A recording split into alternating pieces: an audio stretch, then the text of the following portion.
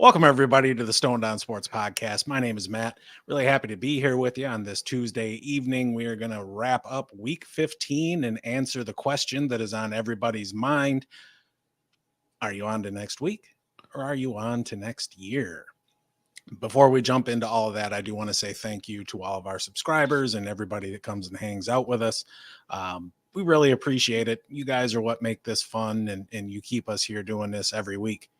As always, I'm joined by the head shrinkers, Kyle and Ramey. Ramey, it was an interesting weekend of football, and having the Saturday games made Sunday feel kind of weird.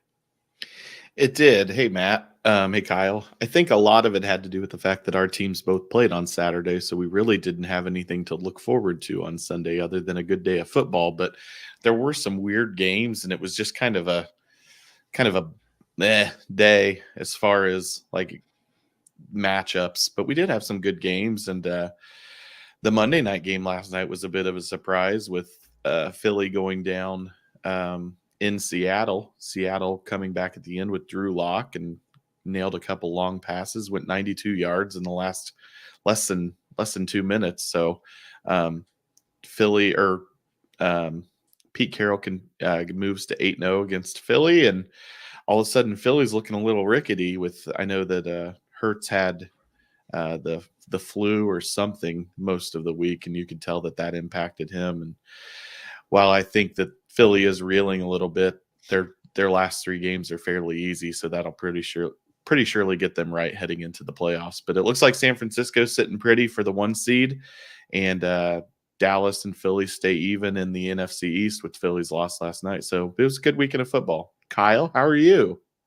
What up? I loved it. I wanted Seattle to lose because I wanted Detroit to clinch that playoff berth late last night, but didn't happen. So in a way, I guess it's taking down Philadelphia. We're still in play for the number 2 seed.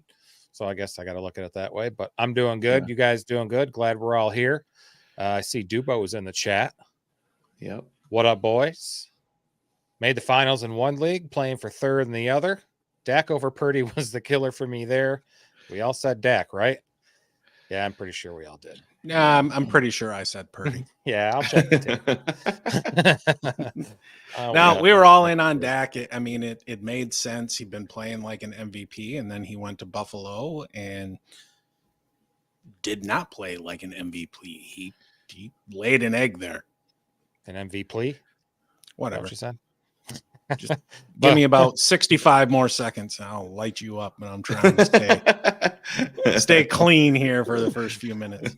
Right. But congrats, dude, making the finals and third in the other. It's awesome, dude.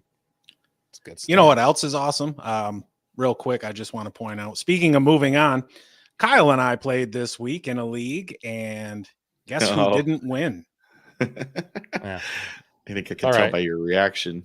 Yes. I wasn't that upset. Like I said, I sold right before the trade deadline there a couple weeks ago, and I knew what was happening. I knew my team was not strong enough, and I will look forward to seeing Matt get destroyed by our buddy Austin, who's got a very good team. I'm defending my crown. You know the drill, Kyle. Stand up, pants the ankles. Right. Oh, God. Okay. Let's just roll into it, shall we? Yeah, I guess. What do we got? First game, Bucs travel to Lambeau.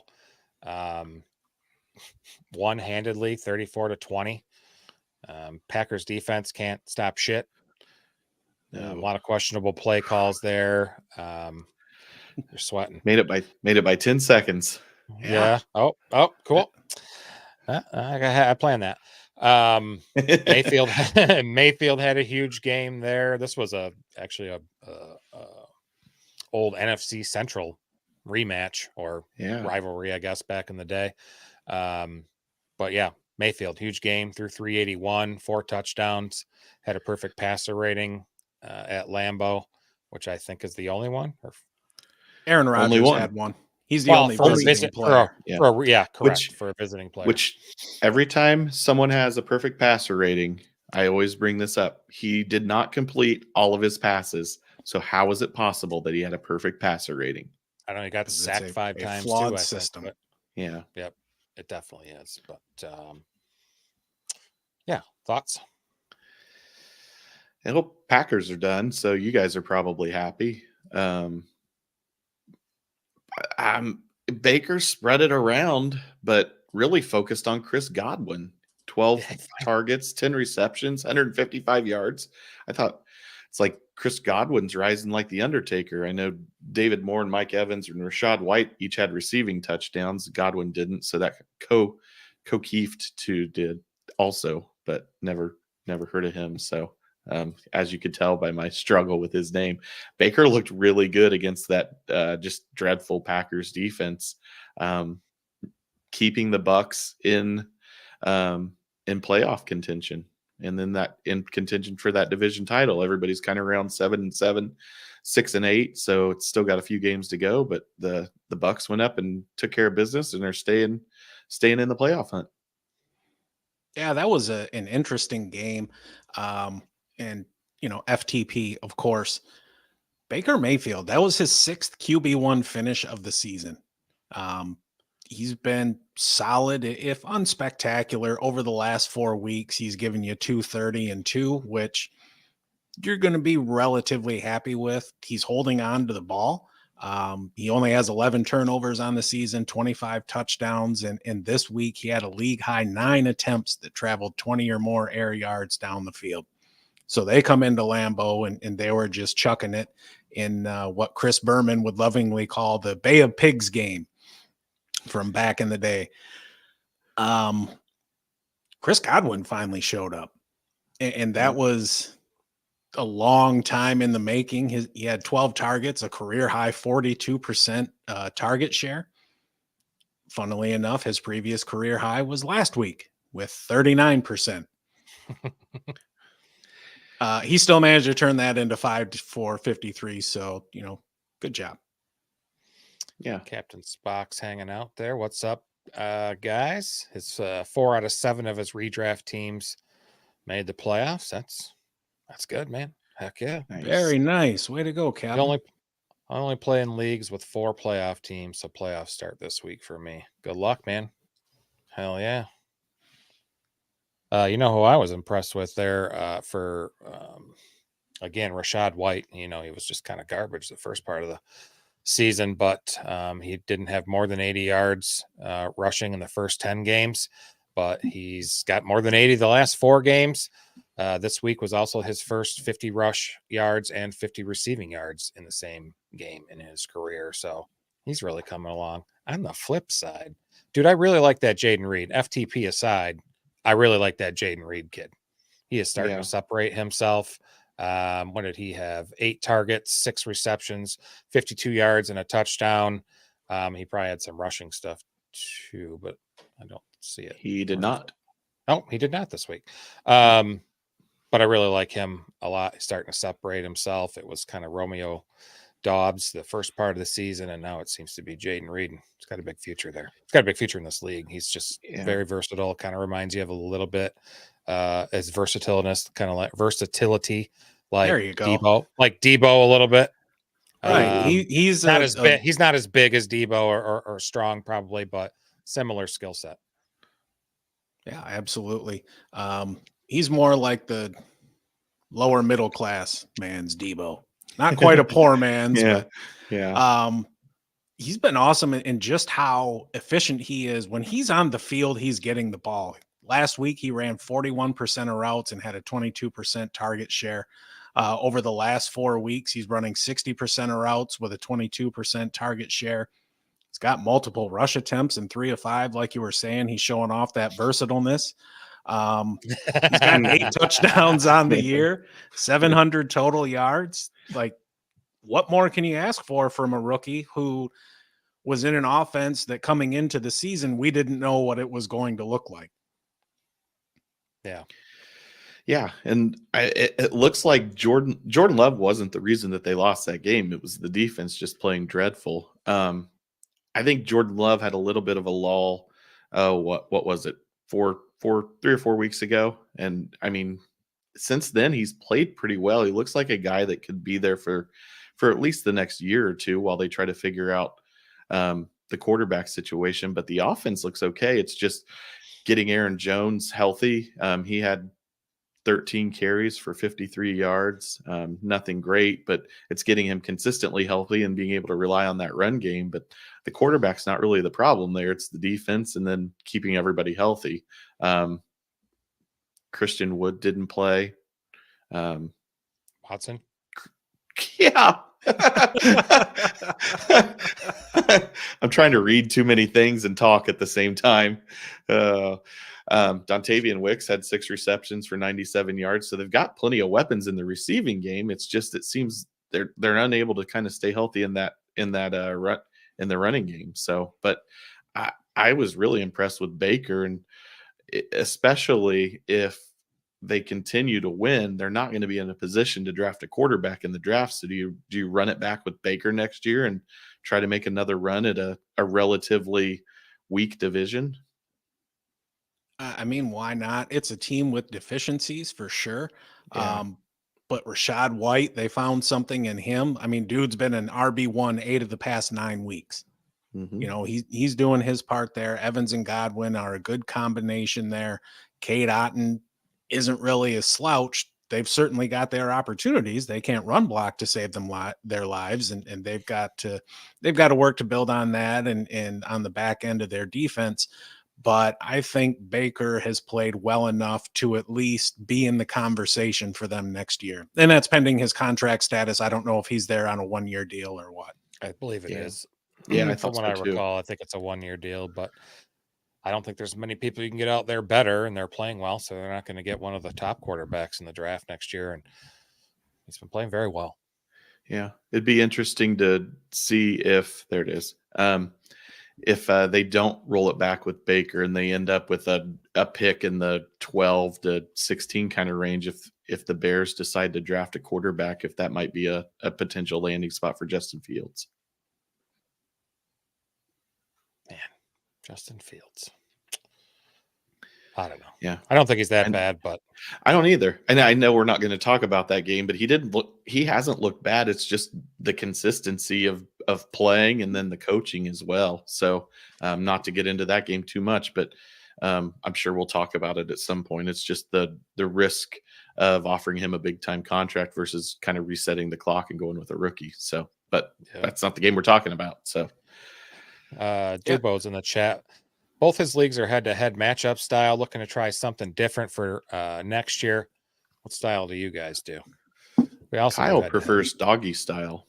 Yes. Yeah. Uh-huh. I'm surprised your knees can handle it at your age. That's true. It is. Yeah.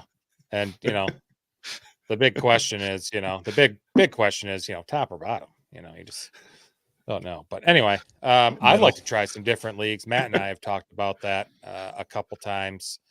Some, guillotine leagues and stuff like that. I'd really like to get into that. If any of you guys know some of that for next year, let me know, because I'd be interested in doing some additional stuff. Yeah, absolutely. Survivor leagues, all them ones. Yeah. And you guys are talking to each other. Too much information. That would be correct. All right. Yeah. All right. Any more Packers, Bucs. We'll get to them a little bit later once we talk about waiver wire targets. And Ramey, you kind of touched on him a little bit. Dontayvion Wicks, since Christian Watson's been out, he's running 70% of routes. He's carving out a 16% target share. This time of year, there ain't a whole hell of a lot on the wire, but he's shown he can get downfield. He's a decent little receiver. They're putting something together there in Green Bay, FTP, at least in their wide receiver room. And next season, it's going to be a lot of fun to see who's the odd man out. Yeah. A lot of receivers. Yeah. Bucs have won 3 straight. They play Jacksonville this Sunday, and then there's a showdown with the Saints at home, kind of that looks like it may determine that division. So it'll be kind of fun to watch. Sure will. All right. What's next? Vikings at Bengals. Overtime game. Jake Browning is kind of making a name for himself, is he not? They were, I think they were down 17-3 late in the third quarter, and had fourth quarter touchdown drives and the winning drive in overtime. In the past 4 starts, he has a passer rating of 110.9. It's pretty good. And it was a revenge game for him. Vikings let him go from their practice squad a couple seasons ago. I think the camera even caught him screaming something, "They should have never cut me," or something. I thought that was pretty cool. But man, the play of the day was that Higgins touchdown. Ooh, that was sweet. He reached it. It's the picture on the thumbnail this week, and it was fucking sweet. The way that he's just spatially aware to it was sweet. Yeah. Browning looked really good. That was a really fun game to start off the weekend to watch, and the Bengals stay in the playoff hunt. Jake Browning was 29 of 42 for 324, 2 touchdowns. He did have a pick, but T. Higgins is playing like he knows he's up for a new contract at the end of the year. T. Higgins had 4 grabs for 61 yards, but 2 touchdowns, including that amazing one. He's been playing really well the last couple of weeks since Browning's been in there. He's stepped up, and with Chase being out this coming weekend, I'd look for that to continue. Absolutely. This is T's chance to show he can be the man. That was an amazing play. You know, if you just did nothing but box score scouting, you could honestly look at the Bengals quarterbacks this season and wonder who's the dude that just got $250 million. Right. Jake Browning has been the QB2 over the past 3 weeks. This week, he targeted 12 players. He's spreading the ball around. He's playing again within himself, and they're not asking him to do too much, but at the same time, he's showing he can do quite a bit. Yeah. Yeah. You're absolutely right. He's been playing really well. And I'm curious to find out if that continues or if he has a little bit of the Gardner Minshew effect. Yeah, I'm going to say it about 18 more times. They go to the Steelers and Chiefs and then end the season with the Browns. So as he continues to play, it's going to be really interesting if he is able to adapt, or if teams get a book on him, especially teams that are coming up that have fairly good defenses, and his production kind of wavers there. But so far so good, and they couldn't be more happy with his production.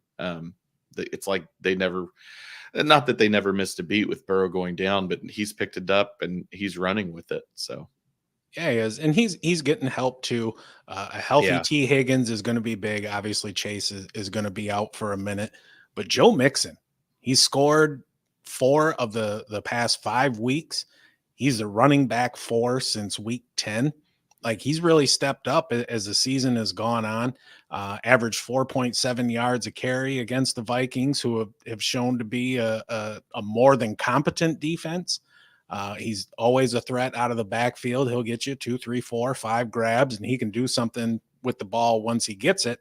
Now, he's not going to take off for an 80-yard touchdown or something like that. It's not his game anymore. He's getting up there in years, but he's been damn dependable for you, and definitely a bonus on any roster here in week 2 of the playoffs, week 1 of the playoffs. We're here in the postseason. Yeah, Nick Mullins played well, kind of in the backup of the week for the Vikings. Kevin O'Connell's done really, really nice job with all the turmoil that's gone up there as far as the quarterback carousel. Mullins was 26 of 33 with 2 touchdowns, 2 interceptions. He had over 300 yards passing. And the guy that I mentioned last week that nobody agreed with me on, including you, Dubo, Ty Chandler, 23 carries for 132 yards and a touchdown. And then he had 25 more yards and 3 receptions through the air. So he had a fucking good game, and I'm happy about that. How does that vindication feel, Ramey? Feels real good. Real good, Matt.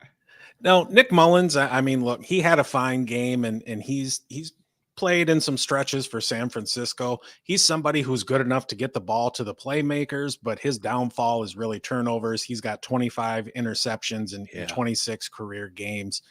That's just, it's not going to be good enough if you're looking to make the playoffs and do something in the playoffs, unless your name is Josh Allen, and that ain't him. But he'll keep them competitive for a few weeks. He's another dude who's limited. Jordan Addison. Yeah.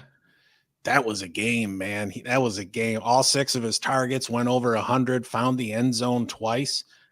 He'd gone 3 straight weeks under 10 points. This was a hell of a rebound. He's the number 1 wide receiver this week. So make sure you put some respect on his name. Back to Ty Chandler. He was an every down back, really. I mean, CJ Ham had a couple plays on third and long, and he's actually done that all season. But dude, Akers only scored once when he was playing, and Madison still hasn't ran for a fucking touchdown all season. Ty Chandler did look good. Did look damn good. He sure did. He's still out there. So kudos to you, Rainey. Thanks. His waivers wires. Hey, his waivers wires. And it's times like this that I like to use the phrase, even a blind squirrel can find a nut every now and then. So yeah, I know you like nuts. Hazelnuts. Yeah. I don't know. You're a dipshit. TJ Hockenson had another decent game, 6 for 63, 7 targets. He has been just the picture of consistency this season. He over 10 points in all 10 games. He's your tight end 1 on the season. And I remember when Detroit first traded him, I was kind of puzzled, specifically because, it was to a division rival. They brought in Sam LaPorta and all is good. But damn it also kind of sucks to see him flourish there with the Vikings. Sorry, Dubo. I think what might have been if he would have stuck around and Detroit snagged LaPorta anyway, just the havoc they could wreak on defenses. Oh, it'd be sick. Yeah. Sick. But really everybody in that Vikings receiving core benefited from Mullins being in instead of Josh Dobbs. I don't know if that's because of, he only had 9.2 average per completion, but I don't know if he's stretching the field more. And Jordan Addison really benefited from a full game with Justin Jefferson on the other side, being healthy and playing well. I mean, Jefferson had 10 targets. He led the team in targets and had 7 grabs for 84 yards. So it's not like they weren't looking his way. He had some really nice catches, but Addison kind of stole the show. Okay. Yeah, he's showing himself to be one of the best young receivers in the league, and he's going to be somebody that needs to be respected going forward. Mm-hmm. Dubo in the chat. The joke around town is Kirk's just sitting on his couch watching these QBs. Big money next season. Shit. Baker Mayfield, if he's a free agent, doesn't Minnesota look like a place that he might like to go? And you could probably get him a little bit cheaper than Kirk Cousins. Not that that's going to happen. And he's younger. Yeah. Yeah, Kirk's 36 or will be 36.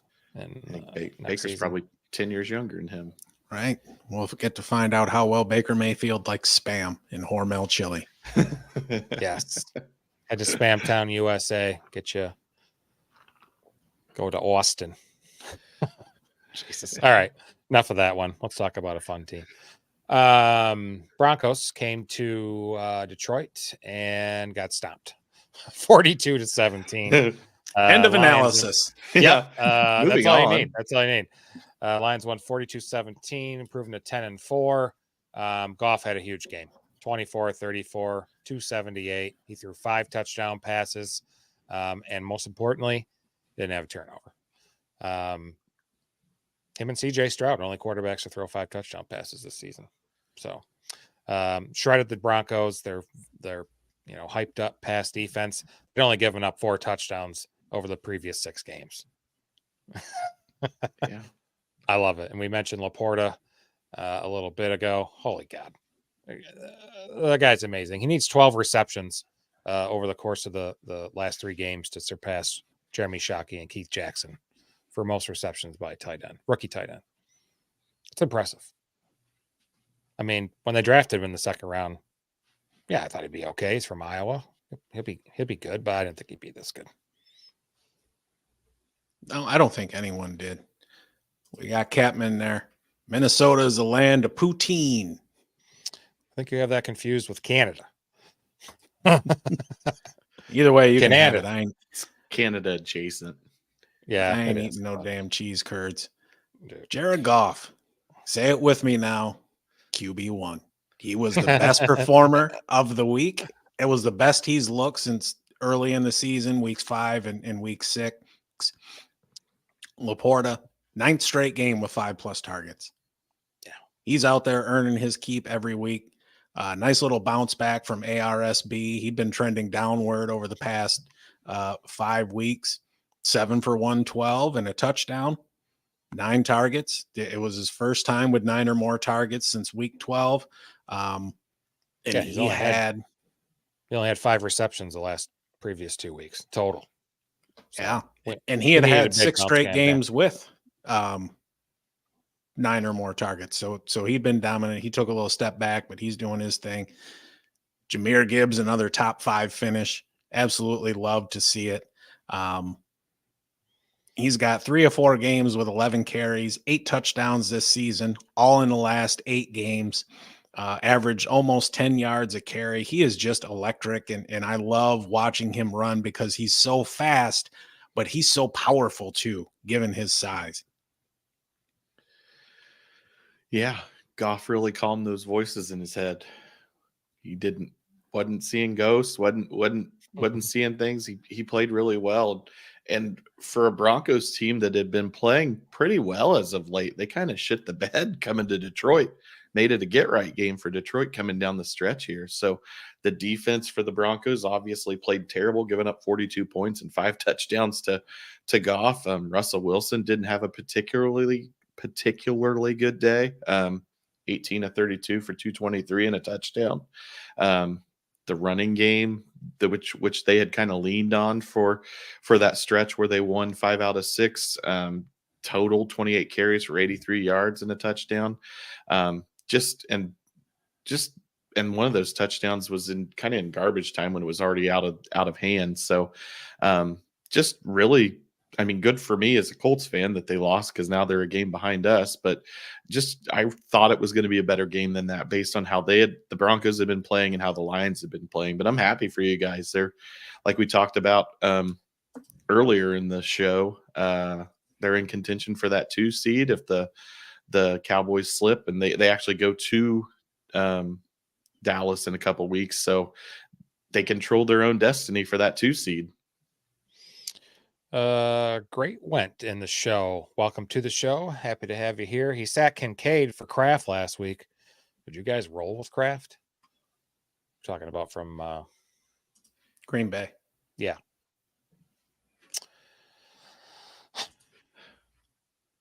You know, with Dawson Knox back, you think maybe, but I don't know. I mean, the Bills have a nice matchup against the Chargers. And surprisingly enough, the Panthers have been pretty tough against tight ends. Green Bay, they kind of understand that their ass ain't making the playoffs barring a miracle, and they're going to be switching more into evaluation mode, where Buffalo, they need every single win. They need to win every game. And I think you're going to have a better chance going with Kincaid. I think they're both halfway decent plays. They're both top 8-ish. But I'm going to go with Kincaid. I would agree. The only concern is the emergence of James Cook out of that backfield, both from a running and kind of a receiving perspective. I don't know if he could potentially take some targets away from Kincaid and Knox just because of how successful they've been throwing the ball to Cook and running it with him. But yeah, I think over the long haul, just the fact that, to your point, Matt, the Bills have to win out pretty much to be in the playoffs, and I think that they're more likely going to be the ones putting up points. Yeah. I mean, you've got Kincaid. He's also averaged about 6 targets over the past 5 weeks, which you'll take that at tight end. Yep. Captain Spock says Twin Cities has a lot of places that serve poutine. What is hot dish? Because Dubo's talking about hot dish. We call them casseroles here in Michigan. I don't call them hot dish. But And it depends. You need that good, especially in the winter, Captain Spock. You need the cold or warm food, cold comfort food, because it's fucking cold as shit here, and casseroles do the trick a lot. I wish I could have spit that out better. That'd have been good. Yeah, probably would have helped.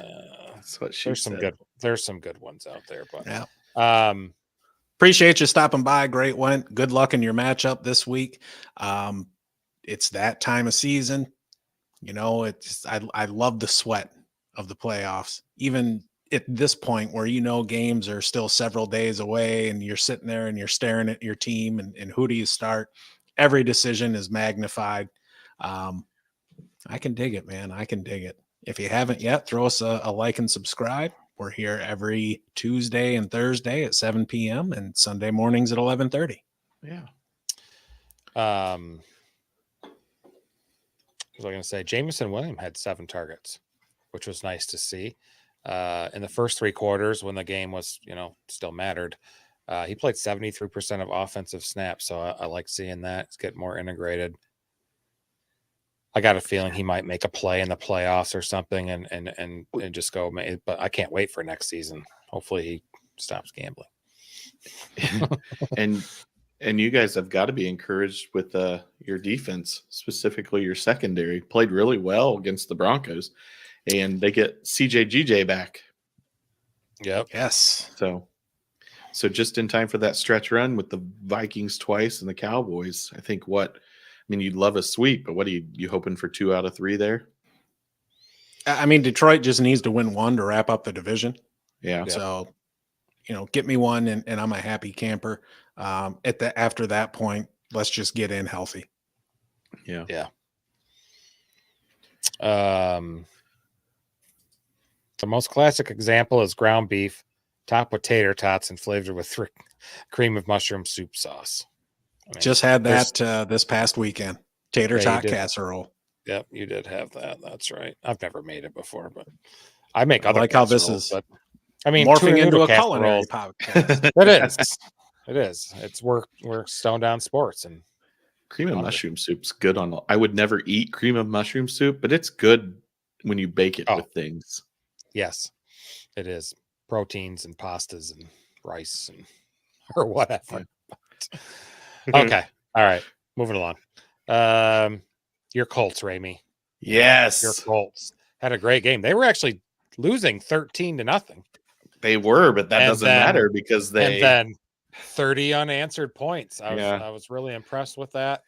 Minshew was nice, despite losing Michael Pittman. That's huge. Hopefully he's going to be okay. That hit was bad, and I think I saw that player got suspended for the rest of the year. Correct. He did. Because of, even though your quarterback god said it was Minshew's fault and not that guy's fault for hitting him in the head.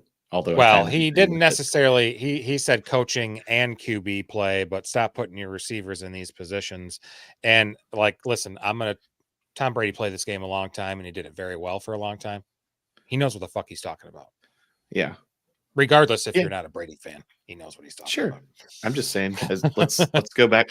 Pretty sure he threw a few to Danny Amendola over the middle where he got just absolutely creamed. So, you know what, Tom? I know he's just getting ready for his Fox role and trying to put some stuff out there that's going to get things stirred up. But no, I'm just kidding. There is some validity to it. You got to be careful with how you throw the ball and where you put it for receivers. Pittman had to go down and lay out to get it. And he got absolutely crushed. Saw it live and then saw the replay. And it was just one of those cringing plays where I was honestly surprised he got up and walked off the field. Yeah, sorry, I was just sitting here watching Austin Collie highlights.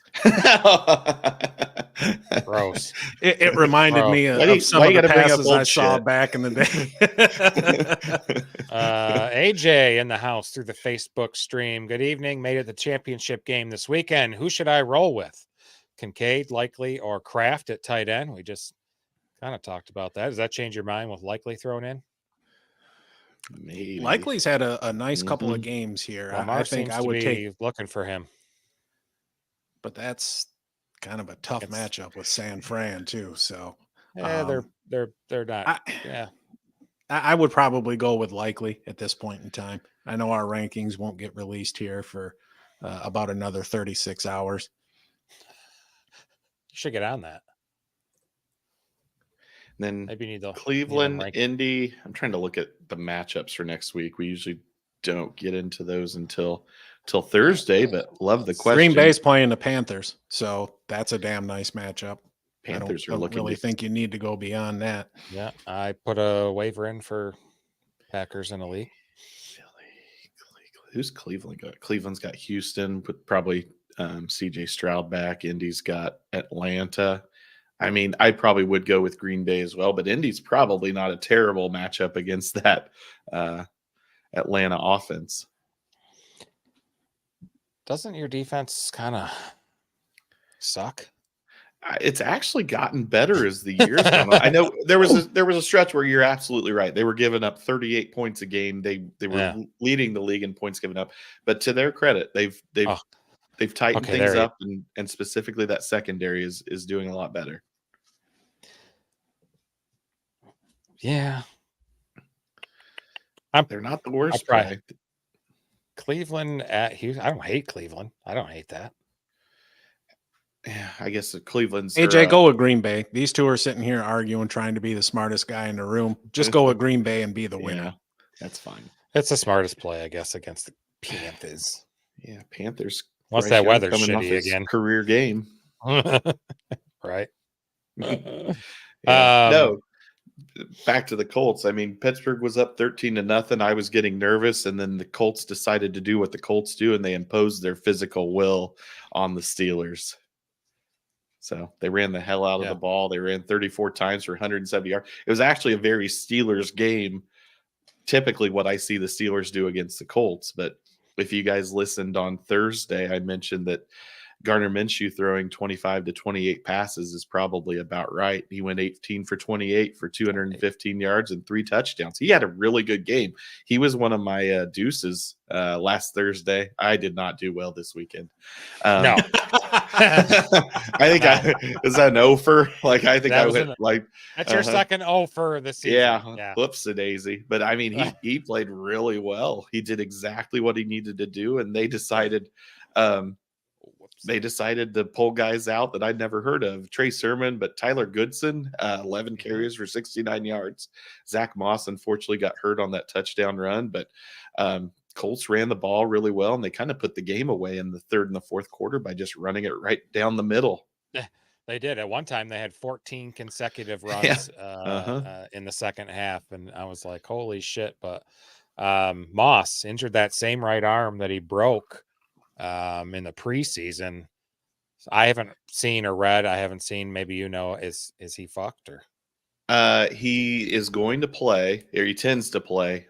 He's still questionable, but he intends to play, and they'll probably get Jonathan Taylor back this Sunday too. So, that's another thing. Yeah, because the thing is too, they got the Falcons, and they allowed the second fewest fantasy points to running backs. Yeah. So I would probably avoid that back room unless Jonathan Taylor does play this week. Yeah.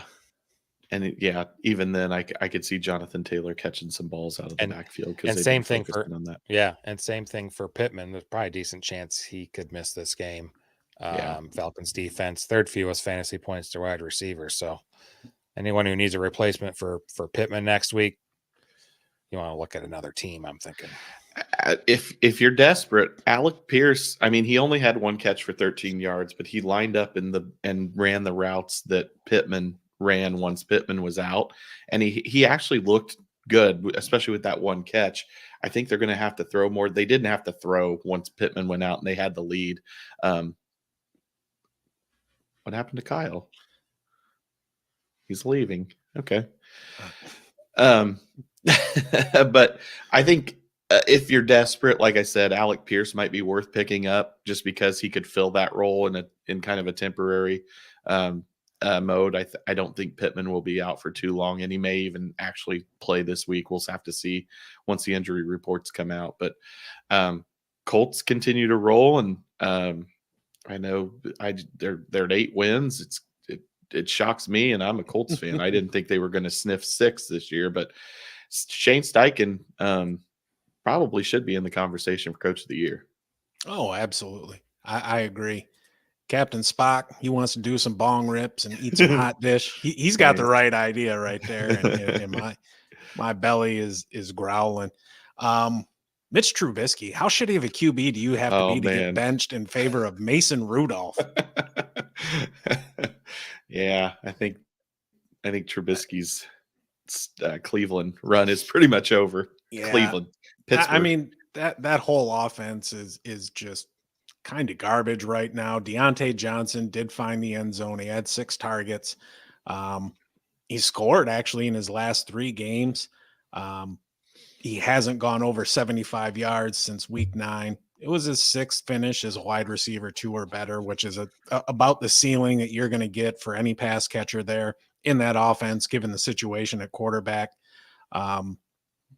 Najee looked like ass. He played a season low 34% of snaps.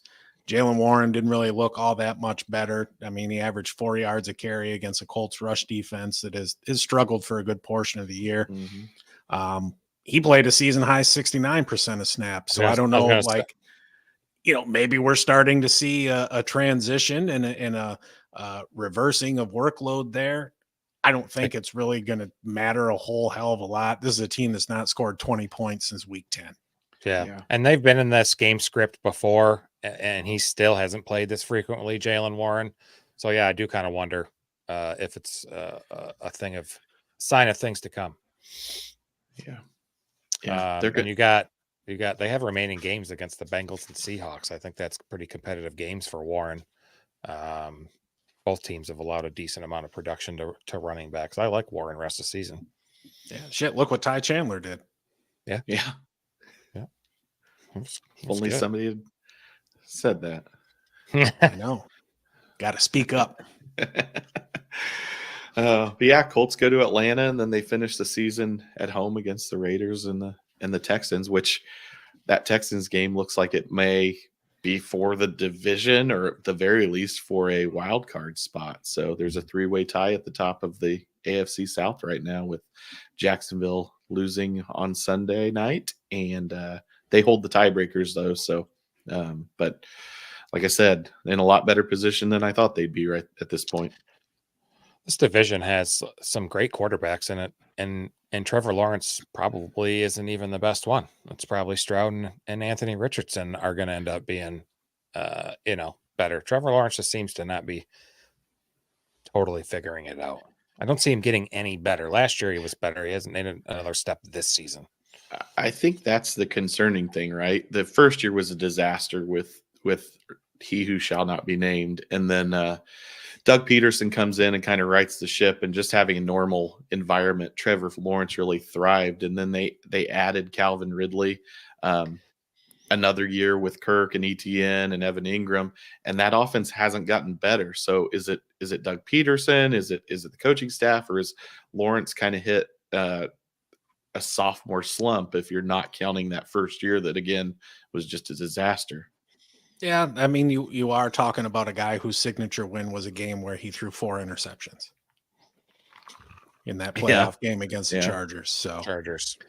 Enough of this bullshit. Let's talk about the Rams and commies. I got shit to say. Wonder real quick. I wonder how soon after the season's over, the Jags will hire Frank Reich as their offensive coordinator. Oh, we can only hope. And then we get Frank Reich revenge games, right, all over the place. We'll see.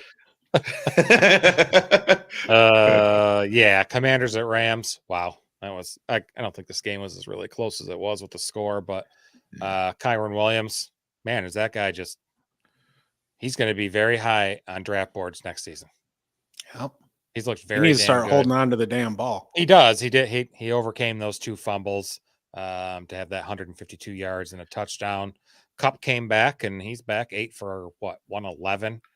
They had that awesome catch wide open. It was 62 yards or something like that. That Stafford actually not almost did overthrow it, but Kupp was able to grab onto it fingertips. But Washington's a disaster. Yeah, they are. Jacoby Brissett came in and relieved Sam Howell. I'll shut up now. For real. So I guess the question I'll ask is, looking at the body of work for Sam Howell, do you think he's played well enough to earn another year? Because you think back when he was in college, there was talk of him as a first-round pick. Yep. And then he ended up going in the 5th, and who knows if that was like an overcorrection or an overreaction or what. But physically, the talent is there. Bieniemy has brought his version of Andy Reid's offense east to DC. He's slinging it. I mean, he's chucking it around. Turnovers are a concern, but you got to remember this is his first full year starting. So there's going to be those growing pains. I think he's played well enough for them to not draft a quarterback really high in the draft. So I was going to say, yes, I'm kind of on the same page with you. We got a question in the chat. So let's do that and then get back to Dozer. Welcome back to the show, man. I know you've been here before. Eckler, Connor, or Aaron Jones? Who would you guys start this week? I don't trust Aaron Jones. So the data says to start Aaron Jones because Carolina is horrible against running backs, but and then Eckler and the coaching change there. What are you going to get there? Yeah, you got James Conner. I ain't starting Connor against the Bears. Yeah, that Bears defense has been playing damn well. I'm going to go with Aaron Jones. I think Green Bay has an excellent chance to win that game. They're like a 5-point favorite right now. And sometimes we need to take our cues from Vegas. That's a game they should win easily. I can't see that being a game where Jordan Love is throwing the ball 40 times. Eckler has not looked good at all this year. I mean, he's had a couple decent games, but other than that, he's looked off. I don't know if he's not fully recovered from the injury, or if it's just Father Time coming in and saying, like, you had your run, but now you're just going to fade into Bolivian, as Mike Tyson would say. And this one for me, it's more just a process of elimination. I don't have as many red flags for Aaron Jones as I do for Connor and Eckler, and so that's who I'm going to go with. I hate to agree with you. Keep an eye on the injury report, though, because Aaron Jones lives on the injury report. And he does. I mean, you got Eckler playing on Saturday. You got Connor playing after the Packers. So you do have a backup there. It's not a wonderful option if Jones ends up not playing on Sunday. So I guess Dylan was hurt this last week, so I don't know if he's good to go or not. But Green Bay plays at 1 and Arizona plays at 4:25. So you do have a backup plan, but keep an eye. I think Jones is the play, but keep an eye on the injury report. Yeah. Dozer, the Panthers are 30th in the league in points allowed to fantasy running backs. That's who you probably should start. The Panthers are that whole organization's in a fucking disarray from owner on down. I'd go with Aaron Jones. Sweet. Good luck, Dozer. Appreciate you stopping back by. It's been a minute. So Sam Howell, yeah, I agree with you on part of it. I think he does deserve another year, but I think they need to look at if there's a quarterback there in the draft, they need to look at grabbing him, especially because there's going to be a complete overhaul with the coaching staff. I know there's been talk of elevating Bieniemy to head coach, but I don't know about that. I think that they're going to want to bring in their own regime, the new ownership group of the commies. So I think depending on where they fall in the draft, and right now it's looking like a top 5 pick. If Drake May sitting there or Jayden Daniels, somebody like that, you're going to have to think long and hard about bringing somebody in and letting Howell play while the rookie quarterback watches. But I get what you're saying, Matt. He's thrown the ball really well, and he's been in a lot of different systems while he's been there in Washington. So you got to give him a little bit of the benefit of the doubt. He's shown he can do it, but I don't know. Like, they just aren't good at. They have the weapons. They should be a better offense than what they are. Agreed. I mean, Terry McLaurin, look at him. He went 6 for 141 and a touchdown. He missed another one by about 8 inches. 12 targets. It was his 5th game with 10 plus targets. He's a wide receiver, 30 on the season, which I don't think anybody really saw coming. We he's kind of been that steady Eddie for you over the past several years, a low to, a mid wide receiver 2 can have those really big blow up weeks and be a solid wide receiver 1 for stretches. This season, he's only got 8 games over 10 points. Yeah. They slung it again a bunch. Howell did. Brian Robinson was out. I think that offense looks better with Brian Robinson in. Not a ton better, but better.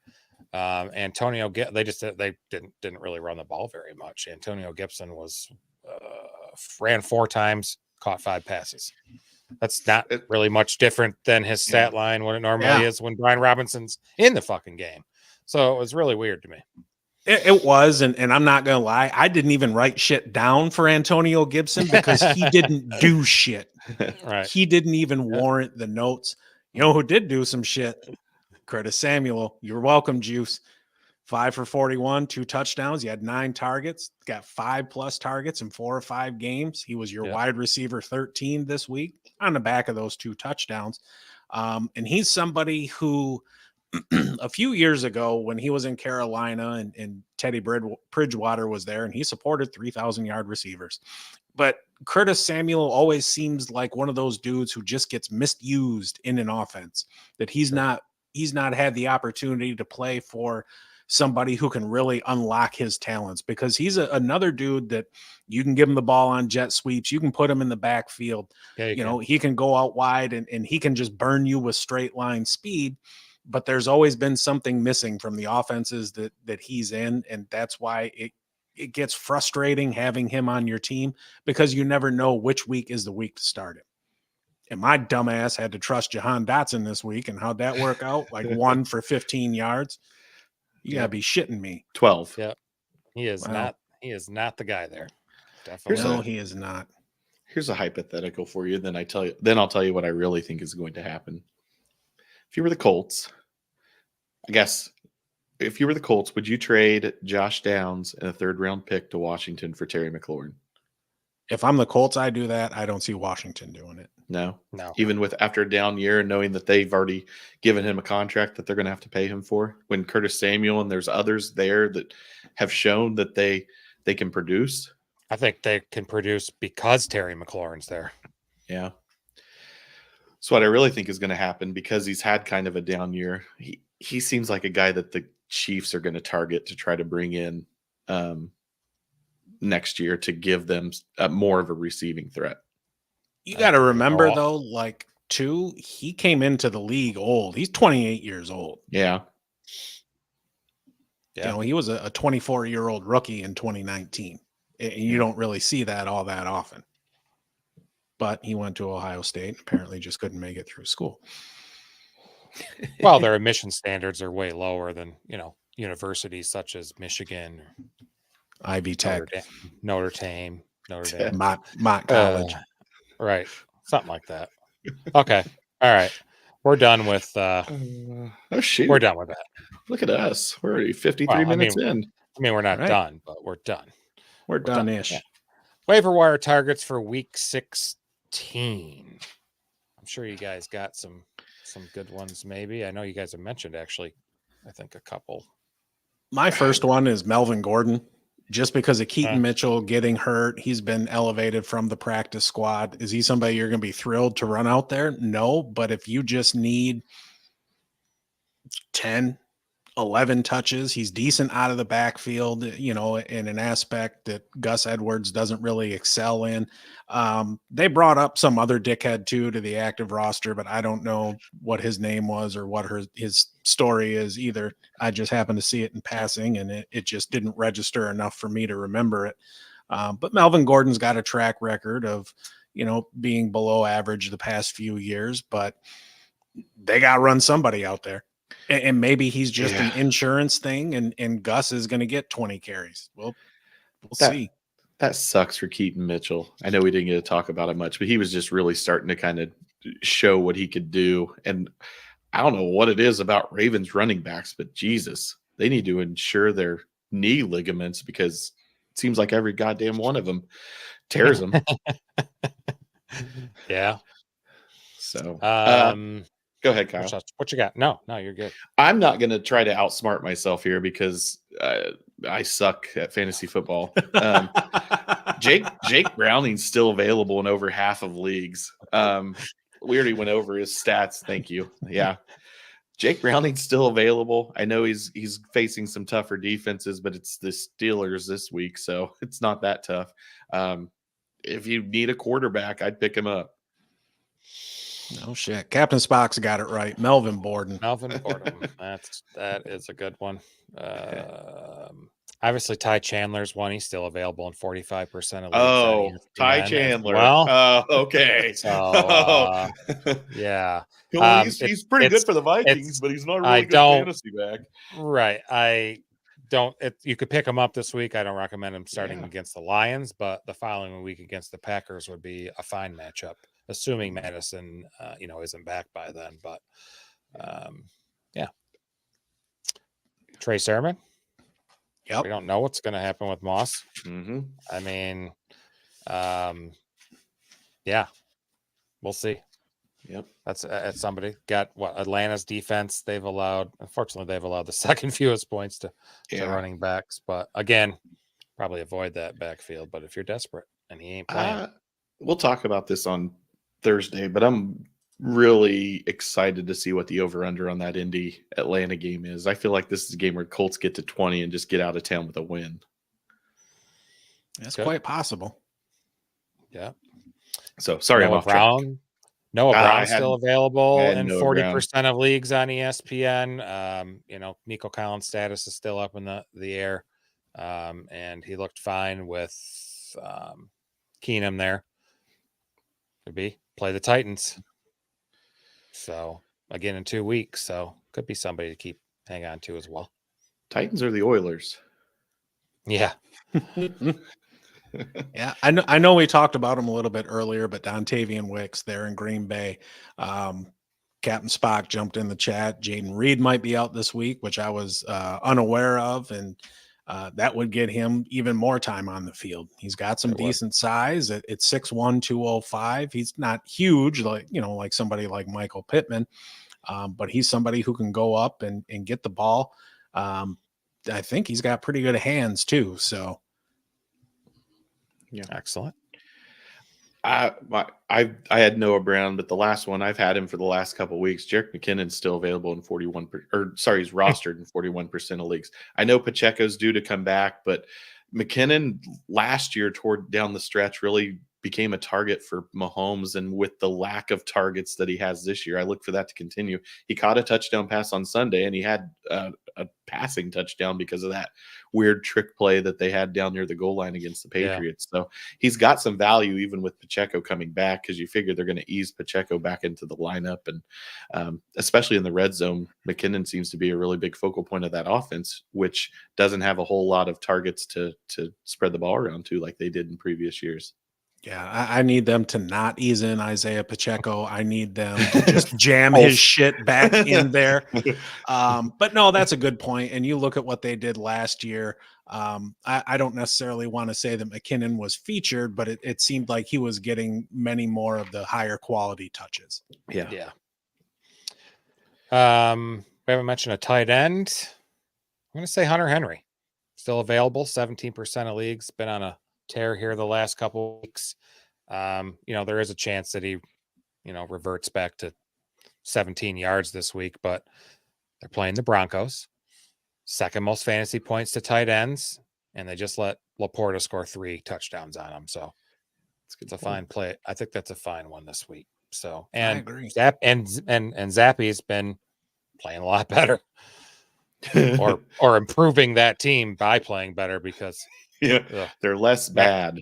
Mac Jones is not the fucking answer for sure. So Gerald Everett's another tight end maybe for the Chargers. I don't know what's going to happen there though. Easton Sticks, he's pretty much been Easton Sticks' favorite target. What are you shaking your head for? You agree? Yeah, I agree. He is a tight end. Yeah, he is a tight end. I heard that too. This week they got the Bills, so that's a pretty tough matchup, but maybe somebody to grab because they got Denver the week after. I just mentioned second most fantasy points to tight ends. I don't really have Broncos anybody defense else. against the Patriots. Yeah, it's a good one. That's Okay. true. Yeah. Sell it, Rainey. I mean, the Patriots offense sucks. So I think you could have made some pretty good hay this year just streaming defenses that played the Patriots. Sway's channel says, "What's up, players? Who do you think is going to the Super Bowl?" Well, AFC, I have no friggin' idea. Yeah, I'm not NFC, squirt gun to my head. I'm saying the Niners. Colts and Niners. Colts and Niners. Ravens 49ers rematch a Super Bowl from 2013. I don't know. I think the Niners are there, but I wouldn't be shocked if the Chiefs don't figure it out here and end up surprising some teams in the playoffs. Just line up, onside. Yeah, that's all you got to do. Either D Ford on defense or Kadarius Toney on offense. It's important to line up correctly. Or maybe Jake Browning will take the Bengals to the Super Bowl and our prediction will come to fruition. Well, we better hope Ja'Marr Chase doesn't miss any time because that's not going to fucking happen without him. Yeah. Let's see. Adam Stoddard. Stevenson is on my waivers. Should I pick him up / is he good play next week? Is he healthy again? Well, he's going up against the Broncos. I'm sure you've got somebody on your bench who is worse than Ramondre Stevenson. If he comes back, he's going to get the lion's share of the carries. Even if you end up having to stash him on your bench for a week, he's definitely worth an ad. Yeah. Hey, look who's back. Yeah. Oh, yeah. Blue Jays. Yahoo says he should be considered unlikely to play for week 16 as well. So keep an eye on that. I guess you could, worst thing you do is just drop him. Yeah. I don't hate it. Yeah. Thanks, Adam, for joining the show, man. Please give us a like and subscribe. We'd really appreciate it. Here every Tuesday and Thursday, 7 p.m. Eastern, and at 11:30 a.m. on Sunday. Blue Jays. Are you back from your trip? Are you back from your trip, side man? of the earth? Right. The southern hemisphere. Yeah.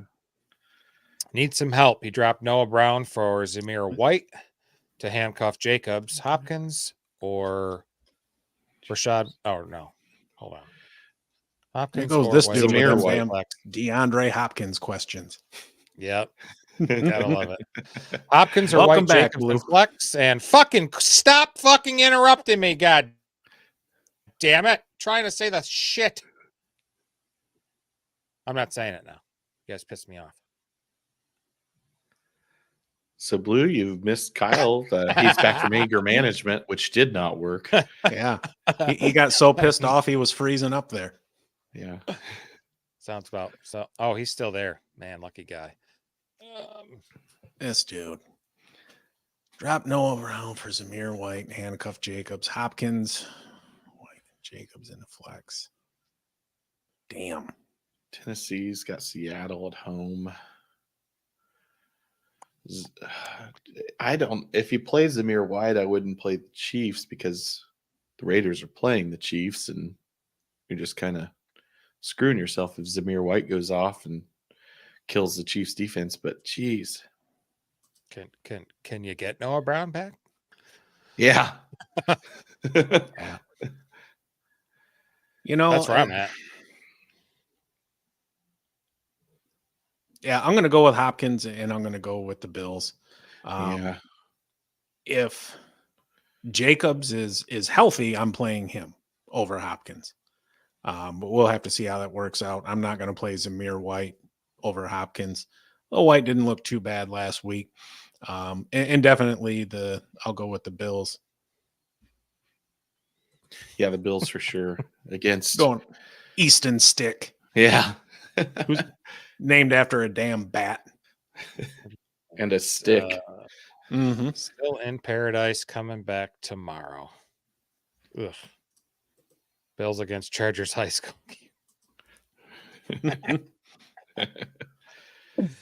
Yeah. Okay. All right. So, all right. Yeah. I think Hopkins and Bills. Yeah. Should I drop KC defense to get a shot at Noah Brown back? I would. Yeah, I that would. Bills defense is playing good, so I think you can ride them for the rest of your. I know they end the season against the Dolphins, but you can probably figure something out for that. Yep. I'd rather had some skill guys than two defenses Mhm. for sure. Okay. Oh shit. 8:05 already. Holy Yeah. shit.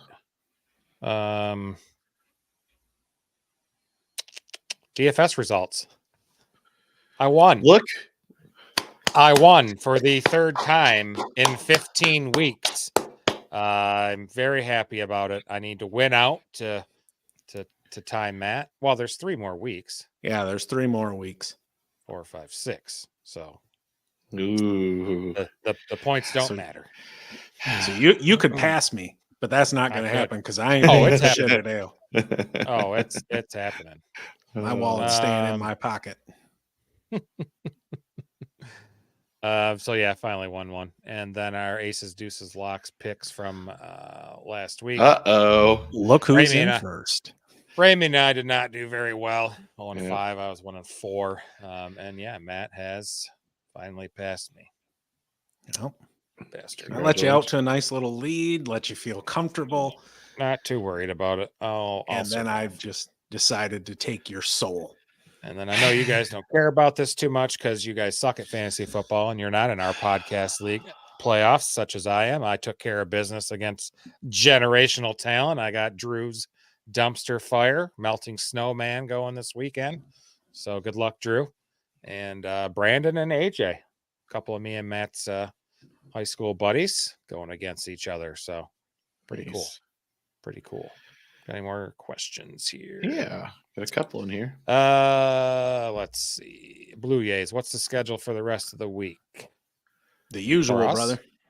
Yep, 7 usual. o'clock on Thursday and 11:30 Sunday morning. Yeah, absolutely. Get holiday pay George, this week. That's right. George Play, man. Welcome backs. Welcome backs. I can talk. Chiefs, Denver, Packers, or Eagles defense this week. I think we all like the Packers against Packers. the Panthers. Yeah. Yeah, I think that's a fine matchup. They got to figure some. I mean, they did have some bad play calling against Tampa Bay, so they got to figure that shit out. I know LaFleur declined to, let go of the DC or make a change until the end of the season, but they got to figure something out. And Blue Jays, can I get in that league next year? I'm sure you absolutely could. Mhm. I don't. It seems like there's always turnover in leagues, but I know there's one guy that didn't even set his lineup all year, Blue Jays. So I'm sure we can just jettison him and He finished ahead of get me you in so. there. And if we have more interest, I'm good with doing 2 podcast leagues. Oh, for So, sure. Yeah. We'll fill them up. George Play. Also, a kicker question: Groupie, McManus, or Lutz? McManus looked terrible. Yeah, he Yep. did. His ass needs to be thankful he still got a job. When the hell does New Orleans play? They play. I should have this up in The front of me. Rams on They play Thursday. yeah. That's not awful. I mean, Yeah, that's not awful. kickers, you're almost to the point where you're just gonna, flip a coin and hope for the best. I've got Groupie on my team, so I'll say him, and we'll ride with him together, George. Dump KC and pick up. Oh yeah, we're best. So, yeah, good stuff, Spock. I Yep. agree on that. He Absolutely. said McAnus. It's a new. That's what he's been too. New menu item at McDonald's. That's what happens after you eat the McRib.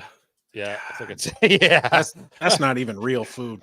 Dude, that's disgusting shit. I've had one in my lifetime, and it was 24 years ago or some shit. And gross. They're better now. You should eat one. We should eat one at the start of the podcast and see if you make it through. No, I won't.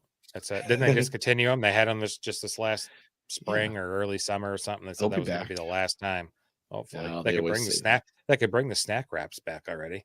Fuckers. Yeah, I was down here with Loud Boy back in the day. We were shooting a short film, and we rolled into a McDonald's, and they had the McRib there, and we went to order it, and I don't know, I just said something stupid like, give me this shit to go, and then drove away and didn't even order. And that is my experience with a McRib. Captain Spock says they still serve them in jails. Yeah, somebody's got to eat that shit. Nice. Heck yeah. The corporate McDonald's warehouse probably just shipped them all to prisons across the country. Whoa, MLB question. Ooh. Where does Bellinger and Soler land? I know me and Matt were talking about Soler. I'm like, man, he'd be kind of good with the Tigers. Yeah, I saw a little bit about him possibly coming to Detroit. Bellinger, I saw he's asking for like $200 million. 200 mil. Cubs can't afford that. They're a small market team. God damn it. I mean, Toronto missed out on the Ohtani sweepstakes. That's my guess where he goes, but I don't know if they can afford it. I don't know. I mean, if they could afford Ohtani, they can afford Bellinger. Right. Blue Jays, You'll be happy to know that we will be a fantasy football and fantasy baseball podcast. We'll be transitioning to some baseball preseason stuff here in January.